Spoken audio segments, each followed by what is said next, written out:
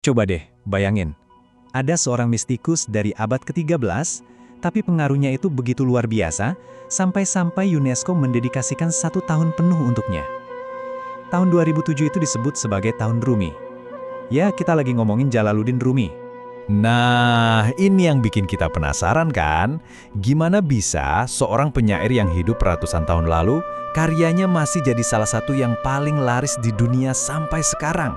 Apa sih rahasianya? Pertanyaan inilah yang bakal kita coba kupas bareng-bareng. Oke, untuk benar-benar paham siapa Rumi, kita nggak bisa langsung lompat ke sosoknya sebagai penyair.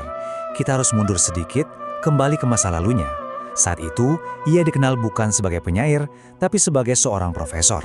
Seorang cendekiawan yang cerdasnya minta ampun dan dihormati banget pada masanya. Perjalanannya itu dimulai di Afghanistan, tapi takdir akhirnya membawa dia dan keluarganya pindah ke Konya di Turki. Nah, di sanalah, setelah ayahnya wafat, Rumi naik panggung. Dia mewarisi posisi ayahnya sebagai salah satu ulama paling terkemuka di kota itu. Dan ini bukan sembarang ulama ya. Gelarnya aja Maulana Rumi, yang artinya Tuan Kami. Bayangin deh, dia itu seorang profesor yang punya lebih dari 4.000 murid. Jadi reputasinya saat itu, wah, jangan ditanya lagi, benar-benar di puncak.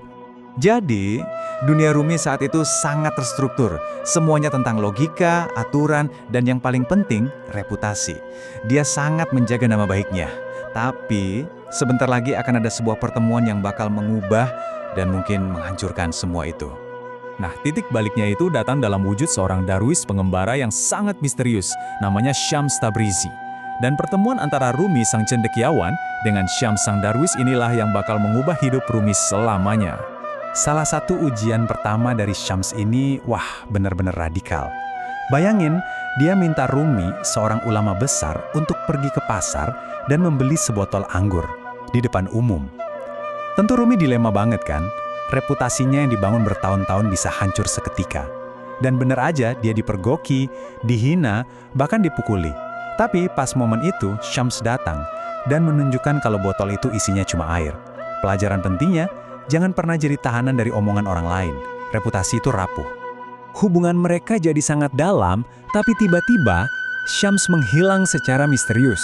Kepergian ini benar-benar menghancurkan Rumi. Hatinya hancur berkeping-keping. Tapi anehnya, justru dari puing-puing kehancuran hatinya itulah lahir seorang Rumi yang baru. Nah, ini dia poin krusialnya. Rasa duka yang luar biasa itu ternyata nggak menghancurkan Rumi, tapi justru membukanya. Rasa sakit itu membongkar semua topeng dan identitas lamanya sebagai cendekiawan yang kaku, dan dari situlah lahirlah seorang mistikus, seorang penyair. Salah satu momen pencerahan paling terkenalnya datang secara nggak terduga. Saat dia lagi jalan, diliputi kesedihan, Rumi mendengar suara palu dari seorang pandai besi. Di telinganya, irama teng-teng-teng itu entah kenapa berubah jadi zikir Allah, Allah. Tanpa sadar, Rumi mulai berputar dalam keadaan ekstase. Dan dari momen itulah lahir tarian darwis berputar yang sangat ikonik. Dari kondisi ekstase spiritual inilah, puisi-puisinya mulai mengalir deras. Uniknya, dia itu nggak nulis, dia mengucapkannya secara spontan, dan murid-muridnya lah yang buru-buru mencatat. Dari sinilah lahir karya agungnya Masnawi yang tebalnya luar biasa, dan juga Diwan, kumpulan puisi yang isinya curahan kerinduannya pada Syams.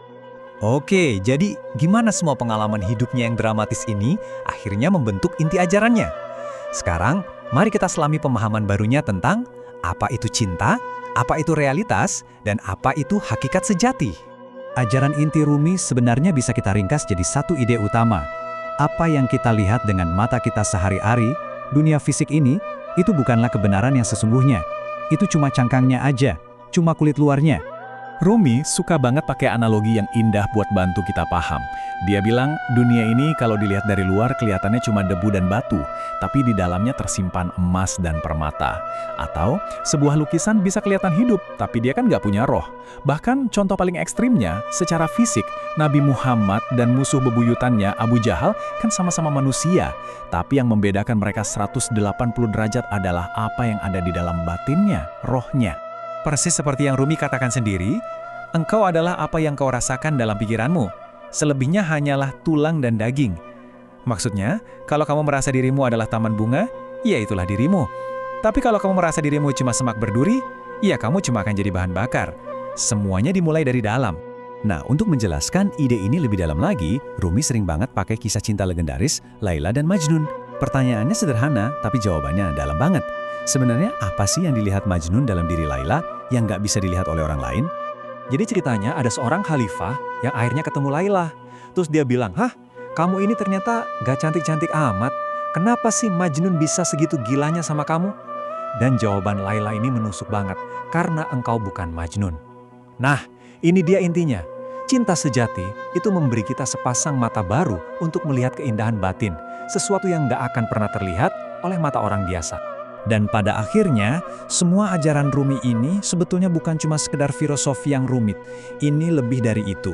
Ini adalah sebuah undangan yang sangat personal untuk kita semua. Dan ini adalah undangan yang nggak pakai syarat apapun. Pesannya jelas banget. Nggak peduli seberapa sering kamu gagal, seberapa sering kamu merasa tersesat, pintu untuk kembali itu selalu terbuka. Seperti yang dia tulis dalam salah satu puisinya yang paling terkenal, biarpun telah 100 kali engkau ingkar janji, ayolah datanglah lagi. Jadi, kalau kita kembali ke pertanyaan awal, mengapa seorang mistikus dari abad ke-13 masih begitu dicintai hingga hari ini? Mungkin jawabannya adalah karena pesannya bukan cuma sekedar cerita sejarah. Ini adalah sebuah jalan, sebuah pengingat bahwa di balik semua hiruk-pikuk dunia yang kita lihat, ada realitas cinta yang jauh lebih dalam. Dan pintu untuk menuju ke sana, siapapun kita, apapun masa lalu kita, pintu itu akan selalu terbuka.